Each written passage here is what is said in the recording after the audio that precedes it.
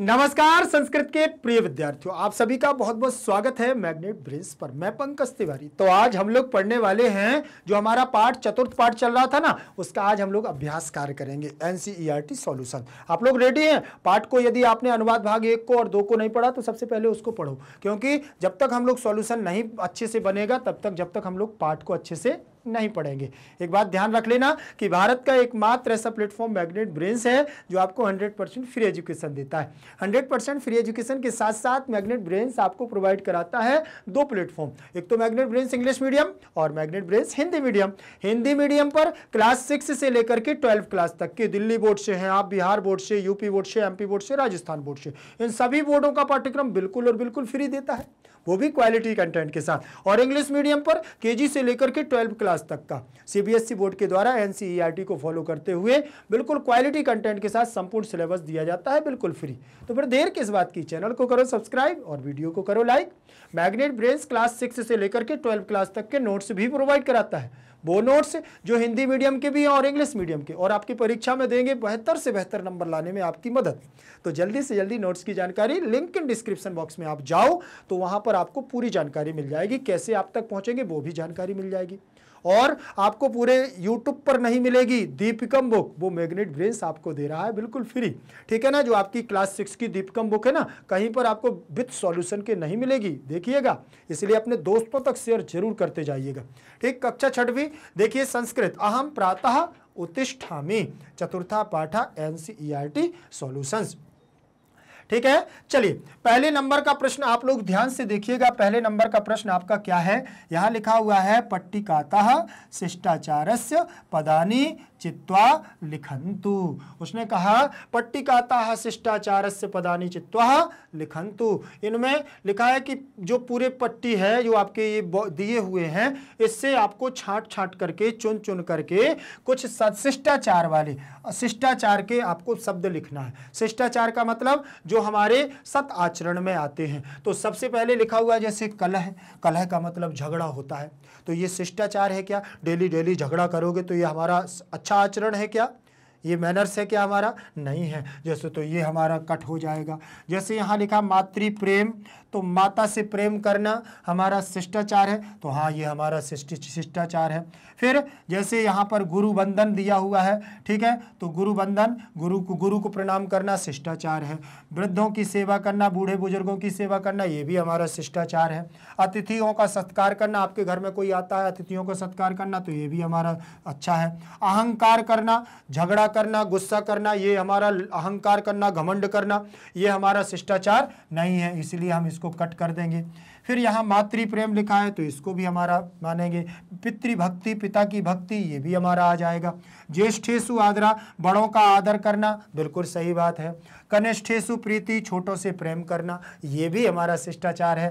फिर लिखा हुआ परस्पर द्वेष, आपस में हमें एक दूसरे से द्वेष भावना, झगड़ना चाहिए नहीं, ये भी गलत है। फिर यहाँ लिखा हुआ है बंधिसु, माने हमें क्या है, रिश्तेदारों में, इसमें कुछ नहीं लिखा है। प्रीति, प्रेम करना, हाँ ये तो सही है। असूय धातु है, हमें गुस्सा करने के लिए, ठीक है ना, तो ये नहीं है। स्वाभिमान, स्वाभिमान अपने मान सम्मान को बचाना, ये भी हमारा क्या है, शिष्टाचार है। परोपकार करना, ये भी शिष्टाचार है। प्राणिसु दया, हमें प्राणियों पर दया करनी चाहिए, बिल्कुल करनी चाहिए, बिल्कुल सही। प्रिय वचन, ये भी सही। हिंसा करनी चाहिए, हिंसा परमो धर्मा के, अहिंसा परमो धर्मा, हिंसा नहीं करनी चाहिए, ये गलत है, ठीक है ना। सत्य कथनम, हमें सत्य बोलना चाहिए, बिल्कुल सही है। सत्पात्रे दानम, हमें अच्छे को दान देना चाहिए, ये भी सही है। सर्वेषु मैत्री भाव, सबसे हमें मित्रता का भाव रखना चाहिए, बिल्कुल सही है। अहिंसा, बिल्कुल हमारा ये भी शिष्टाचार है। सत समय पालन, समय का हमें क्या करना चाहिए, समय से हमें सारी काम करना चाहिए, ये भी सही है। स्वच्छता, हमें सफाई भी करना चाहिए, क्योंकि भारत सरकार के द्वारा भी तो स्वच्छ भारत अभियान चलाया जा रहा है, तो ये भी हमारा सही है। और फिर प्रकृति रक्षण, हमें पेड़ पौधे लगाना चाहिए, पेड़ पौधों की हमें क्या करना चाहिए, सुरक्षा करनी चाहिए, इसलिए प्रकृति की रक्षण करने चाहिए। नदियों को सफाई रखना चाहिए, पहाड़ों पर, पर्वतों पर कोई गंदगी न फैलाए, ये सारी चीजें। भ्रातृसु भगिनीसु च स्नेहा, भाई बहन से हमें प्रेम करना चाहिए। जितने में टिक लगा है ये हमारे सब शिष्टाचार के पद हैं, और जिनमें टिक नहीं लगा, जिनमें हमारा गलत का चिन्ह लगा हुआ है, वो सब हमारे क्या हैं, अशिष्टेषु अर्थात अशिष्टाचार के पद हैं। ठीक है, चलो मैं यहां पर आपको बताता हूं। ये आपका दिया हुआ है, इसमें आपके ये नीचे दिए हुए हैं गुरु बंधन, वृद्ध सेवा, अतिथि संस्कार, मातृ प्रेम, भ्रातृसु, भग्नीसु। तो इसमें से छांट करके आपको इसमें से लिखने थे। ठीक है, तो मैंने यहाँ पर लिख दिए, देखो जैसे गुरु बंधन, वृद्ध सेवा, अतिथि संस्कार, मातृ, ठीक है, और पितृभक्ति, ज्येष्ठेषु आदरा, कनिष्ठेषु प्रीति, और ये लिखा है देखो प्रीति भाव, परोपकार, प्राणेषु दया, प्रिय वचन, सत्य कथन, सत्पात्रे सर्वेषु मैत्री भाव, समय पालन, स्वच्छता, प्रकृति रक्षण, भ्रातृसु, भग्नीसु च स्नेहा। हो गया। चलिए इसके बाद हम लोग दूसरे नंबर की एक्सरसाइज देखेंगे। यहां पर आपको अच्छे से देखना है, लिखा हुआ है उदाहरण देखें, उदाहरणानुगुणम समयम संख्या भी लिखंतु। उदाहरण का अनुगुणम करो, अनुकरण करके आपको इस समय को, जो समय यहां संस्कृत में लिखा है, उसको संख्या में लिखना है। कैसे लिखना है? संख्या में लिखना है। और संख्या में लिखने के लिए आप क्या करोगे? संख्या में लिखने के लिए आपको क्या करना होगा? मैंने आपको बताया था कि अगर अनुवाद भाग 1 को और 2 को आपने पढ़ा होगा तो फिर किसी से पूछने की जरूरत आपको नहीं है, आप खुद कर लोगे। देखो मैंने आपको बताया था कि जैसे पादोन का मतलब होता है जब किसी को बजने में 15 मिनट कम रहते हैं। तो देखो 6:45, 6:45 है, तो हमने यहाँ क्या जोड़ दिया? 45 मिनट के लिए पादोन शब्द का प्रयोग किया जाता है। तो पादोन सप्तवादनम का मतलब होता है 6:45, 6:45। यहाँ लिखा है सार्ध 10 वादनम, तो 10:30 बजे हुए हैं। तो यहाँ पर आप क्या करोगे? 10:30 ऐसे लिखोगे। फिर यहाँ लिखा है 10 वादनम, तो यहाँ पर आपको 10 बजा देना है। क्या बजा देना है? 10 बजा देना है। यहाँ लिखा है सपाद षड्वादनम, तो षड्वादनम का मतलब क्या होता है? 6 बजना। तो यहाँ पर पहले तो 6 बजाओ, ठीक है, 6 बजाओगे, फिर इसके बाद सपाद शब्द है तो 6:15। मैंने बताया था ना 15 मिनट के लिए सपाद शब्द का प्रयोग करते हैं। ठीक है, फिर यहाँ लिखा हुआ है चतुर्वादनम और सार्ध लगा हुआ है। तो चतुर्वादनम के लिए तो सबसे पहले 4 का प्रयोग करो। फिर सार्ध के लिए मैंने बताया था कि 30 मिनट को सार्ध बोलते हैं, तो 4:30 बजे हुए हैं। फिर मैंने बताया था एकादश वादनम, तो यहाँ पादोन लिखा हुआ है, तो यहाँ पर आपको पहले तो एकादश, तो यहाँ एकादश मतलब 11, और पादोन के लिए मैंने बताया था 45 मिनट के लिए, मतलब 11:45। आपको ऐसे सीखने पड़ेंगे। ठीक, 10 वादनम का मतलब सीधा 10 बजे। समझ में आया कि नहीं? तो यहां से देखो सप्तवादनम दिया हुआ है, ठीक है, तो 6 बज करके, कितने बज करके? 6 बज करके, ठीक है ना। पादोन 6:45 बजे हुए हैं। ठीक, पादोन एकादश वादनम, ठीक, तो यहां पर पादोन एकादश वादनम में यहां 10 हो जाएगा, सॉरी 10:45। क्या हो जाएगा बेटा? 10:45, 11:15 बजे है, 11:15, मैंने नहीं 11:15 नहीं, 11:15, तो 10:45 बच जाएगा। चलो अब मैं आपको यहां से बता रहा हूं, अगर आप लोग समझ गए होंगे तो आपसे बन जाएंगे। देखो दोनों मैंने लिख के दिए, हिंदी वाले भी दिए और आपको जो अंग्रेजी वाले भी दिए हैं। देखो 6:45, 6:45, 10:30, 10:30, 10 बजे हुए हैं, यहाँ भी 10 बजे हुए हैं। यहाँ 6:15, यहाँ 6:15 दिए हुए हैं। ठीक है, फिर यहाँ 4:30 और यहाँ पर भी मैंने 4:30।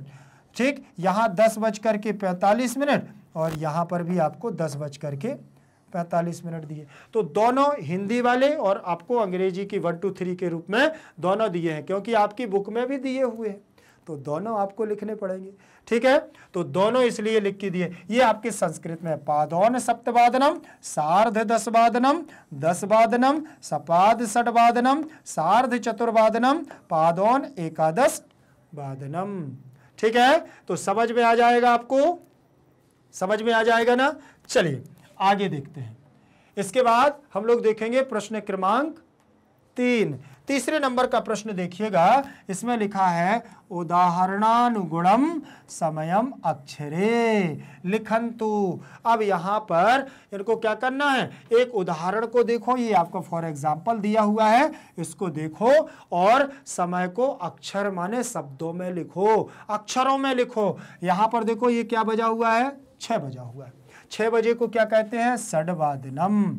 क्या लिखा है, षड्वादनम। यहाँ क्या लिखा हुआ है, 12। तो 12 को संस्कृत में क्या कहते हैं, कोई बताएगा क्या मुझे कमेंट में?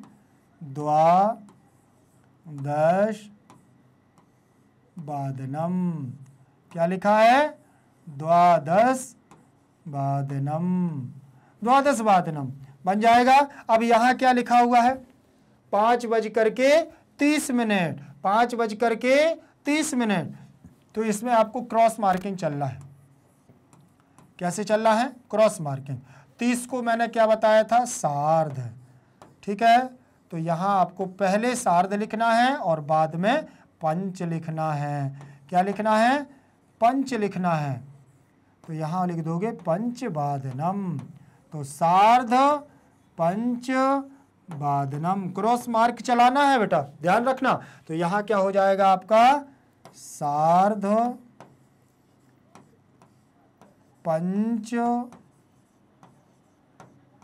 वादनम, सार्ध पंच वादनम, सार्ध पंच वादनम आ जाएगा।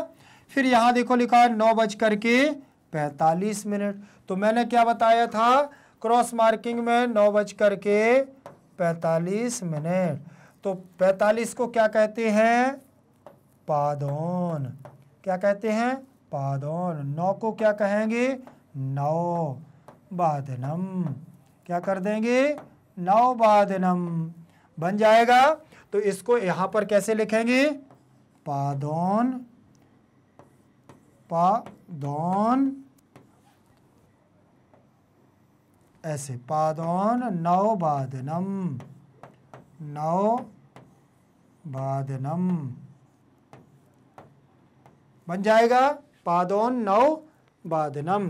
फिर यहाँ क्या लिखा हुआ है, 6:45। तो यहाँ पर आपको 9 की जगह क्या कर देना है, 6 कर देना है, 6:45। ठीक, तो 45 के लिए तो आपका पादोन आ जाएगा और 6 के लिए क्या हो जाएगा, षड्वादनम। क्या हो जाएगा, षड्वादनम। ठीक, तो यहाँ पर क्या करोगे, पादोन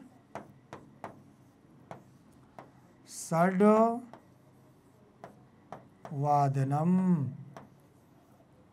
षड्वादनम बन जाएगा ना, बनेगा, बन जाएगा। ऐसे आप लोग सीखते हैं। देखो यहाँ पर अब 11:30 है। तो यहाँ पर देखो ये 11, 5 की जगह क्या कर दो, यहाँ 11 कर दो।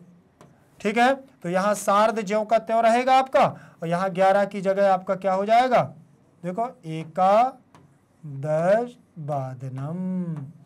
क्या हो जाएगा, एकादश वादनम। ऐसे कर दोगे तो यहाँ क्या हो जाएगा आपका, सार्ध एकादश वादनम, एकादश वादनम हो जाएगा ना। यहाँ पर आपका सार्ध एकादश वादनम हो जाएगा।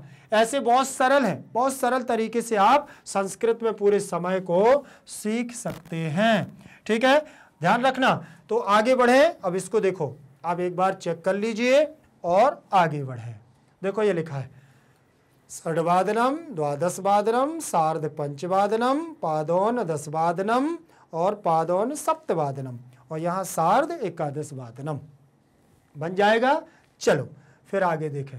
इसके बाद प्रश्न क्रमांक 4 हमारा, देखिए 4 नंबर का प्रश्न देखें, उदाहरणम अनुगुणम प्रश्न निर्माणम कुर्वन्तु।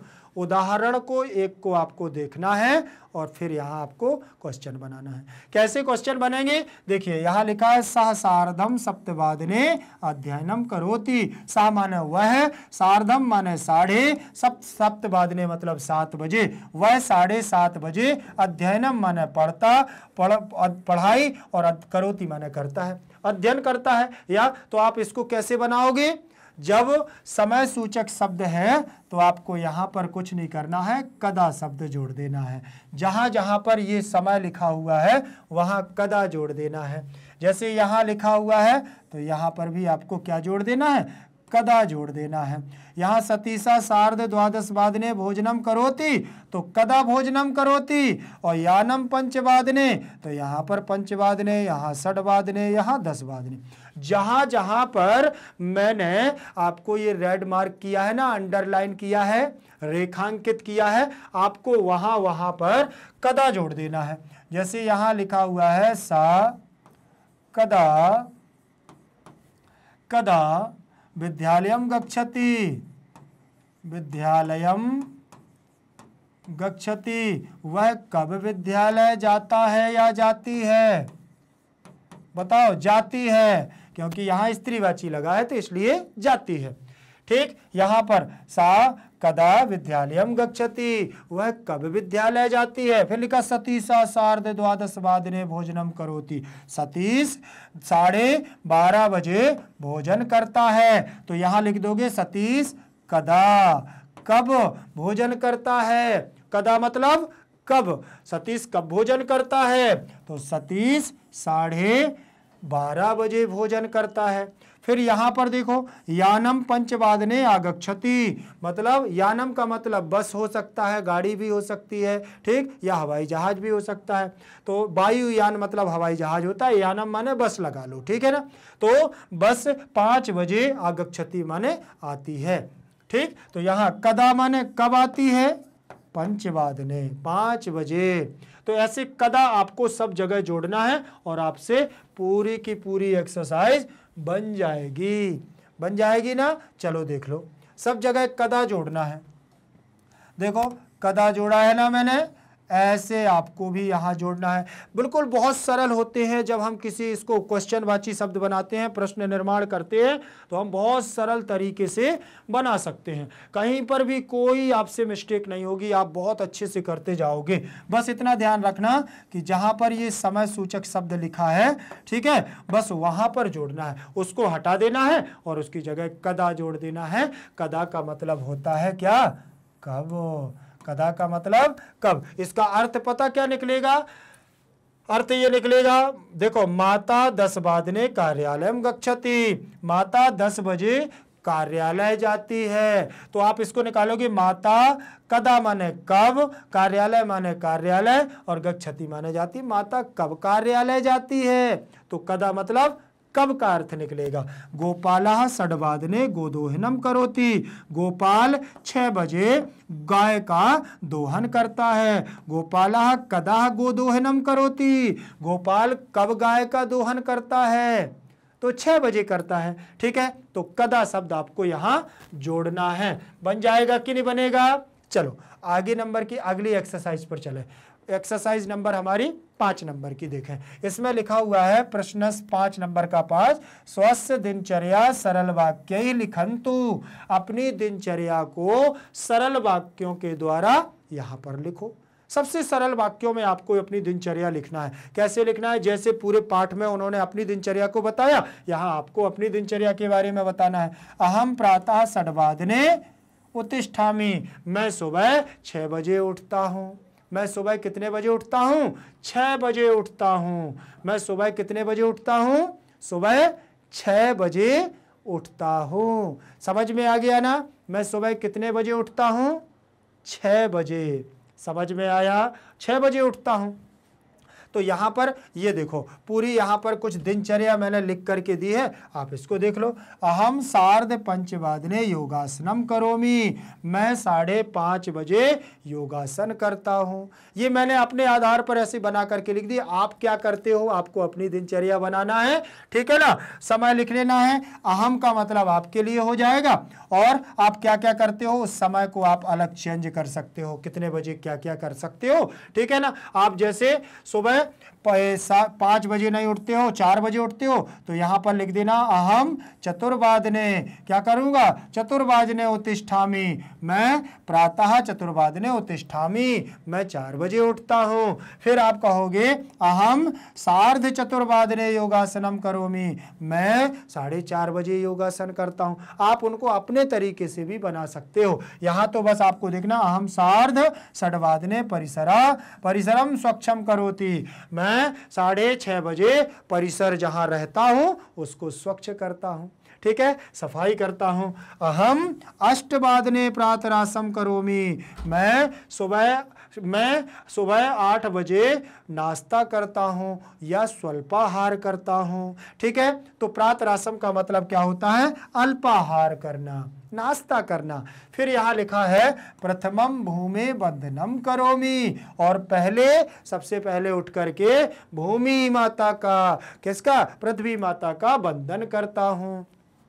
फिर लिखा है अहम सप्तवादने स्वाध्यायम करोमि, मैं 7 बजे स्वयं पढ़ता हूँ, अध्ययन करता हूँ। अहम अष्टवादने विद्यालयम गच्छामि, और मैं 8 बजे विद्यालय जाता हूँ या जाती हूँ, ठीक। अहम सप्तवादने प्रार्थनाम करोमि, मैं 7 बजे प्रार्थना करती हूँ या करता हूँ। अहम गीता पाठम करोमि, मैं गीता के पाठ को करता हूँ, ठीक, या करती हूँ। अहम गुरु चरण वंदनम वंदना करोमि, मैं स्कूल पहुंच करके गुरु को प्रणाम करता हूं, गुरु के चरण वंदन करता हूं। तो ऐसे आप लोग भी अच्छे से क्या कर सकते हैं, और वाक्य बना सकते हैं। माता पिता के लिए कर सकते हैं, भाई के लिए, बड़ा भाई है तो उसको छोटे भाई के लिए भी स्नेह करता हूं, ऐसे आप वाक्य बना सकते हो, ठीक है। फिर इसके बाद एक्सरसाइज नंबर हमारी 6 नंबर की आ गई है। 6 नंबर की एक्सरसाइज क्या कहती है, वाक्येषु शिष्टाचार पदम योजयन्तु, वाक्यों को शिष्टाचार के पदों में आपको जोड़ करके लिखना है। कैसे लिखोगे, जैसे नियम पालनम, सेवाम, मैत्री भावा, सहाय्यम, सत्कारम, दया भावम, इनको इसमें जोड़ना है, ठीक। जैसे युवका माता पितरो सेवाम करोति, युवक माता पिता की सेवा करता है। सा दुर्बला नाम, क्या है, सा माने वह, दुर्बला नाम दुर्बलों की सेवाम करोति, सेवा करती है, या सहाय्याम करोति, सहायता करती है। सर्वेषु प्राणेषु, सभी प्राणियों, क्या है, सभी प्राणियों में क्या है, दया भावः भवतु, दया भाव होता है। सर्वे छात्रा पाठशालाया नियम पालनम कुर्वन्तु, सभी छात्र पाठशाला के नियमों का पालन करते हैं। वयम सर्वे अतिथि नाम, क्या है, अतिथि नाम कुर्मः सत्कारम, हम सब अतिथियों का सत्कार करते हैं। परस्परम छात्रेषु मैत्री भावः, और आपस में हमें छात्रों को क्या करना चाहिए, मित्रता का भाव रखना चाहिए, ठीक है। अब यहाँ पर आपको समझ में आ गया है, यहाँ पर आप सेवाम की जगह सहायताम भी लिख सकते हैं, ठीक है। सा दुर्बला नाम सेवाम करोति, सर्वे छात्रेषु सह दया भावम कुर्वन्तु, सर्वे छात्रा पाठशालायां नियमं पालनं कुर्वन्तु, वयम सर्वे अतिथीनां सत्कारं कुर्वन्तु, परस्परम छात्रेषु मैत्री भावः भवतु, ठीक है। तो ये आपकी एक्सरसाइज यहाँ पर हो गई हैं। और इसके बाद भी अगर आपको कहीं पर कोई समस्या जा रही है तो आप मुझे कमेंट सेक्शन में देना, मैं आपको वो पूरा कर दूंगा, ठीक है। ध्यान रखोगे, कहीं पर कोई समस्या जाए तो भी आपको कमेंट सेक्शन में मुझे दे देना है। बस वीडियो को लाइक करना है, अपने दोस्तों तक शेयर करना है। जिसने अभी तक चैनल को सब्सक्राइब नहीं किया उसको चैनल को सब्सक्राइब कर लेना है। एक बात ध्यान रखना कि भारत का एकमात्र ऐसा प्लेटफॉर्म मैग्नेट ब्रेन्स है जो आपको 100% फ्री एजुकेशन देता है। 100% फ्री एजुकेशन के साथ साथ मैग्नेट ब्रेन्स आपको प्रोवाइड कराता है 2 प्लेटफॉर्म, एक तो मैग्नेट ब्रेन्स इंग्लिश मीडियम और magnet brains Hindi medium. Hindi medium की बात करूं तो क्लास 6 से लेकर के 12 क्लास तक का, आप दिल्ली बोर्ड से है, बिहार बोर्ड से, यूपी बोर्ड से, एमपी बोर्ड से, राजस्थान बोर्ड से, कहीं से भी हो, भारत का एकमात्र ऐसा प्लेटफॉर्म मैग्नेट ब्रेन्स है कि इन सभी बोर्डों का क्वालिटी कंटेंट के साथ संपूर्ण सिलेबस देता है बिल्कुल फ्री। और इंग्लिश मीडियम जहां पर केजी से लेकर के 12 क्लास तक का सीबीएसई बोर्ड के द्वारा एनसीईआरटी को फॉलो करते हुए कंप्लीट सिलेबस दिया जाता है, बिल्कुल क्वालिटी कंटेंट के साथ, बिल्कुल फ्री। तो देर किस बात की, चैनल को करो सब्सक्राइब और वीडियो को करो जल्दी से लाइक। ठीक है, एक बात और ध्यान रखना कि मैग्नेट ब्रेन्स क्लास 6 से लेकर के 12 क्लास तक का हिंदी मीडियम और इंग्लिश मीडियम के नोट्स भी प्रोवाइड कराता है। वो नोट्स जो आपकी परीक्षा में बेहतर से बेहतर और अच्छे से अच्छे नंबर लाने में आपकी मदद करेगा। तो नोट्स की जानकारी लिंक इन डिस्क्रिप्शन बॉक्स में आपको मिल जाएगी ई नोट्स और ई बुक्स के माध्यम से। यदि आप सोशल मीडिया पर अन्यत्र जगह भी एक्टिव रहते हैं तो जल्दी से जल्दी Facebook, Insta, Telegram, Twitter, WhatsApp group आदि पर भी सर्च कर सकते हैं और पाएं मैग्नेट ब्रेन्स के बहुत सुंदर सुंदर वीडियोस। ठीक, बने रहिएगा मैग्नेट ब्रेन्स के साथ। बहुत जल्द मिलेंगे अगली क्लास के साथ। जयतु संस्कृतम, जयतु भारतम।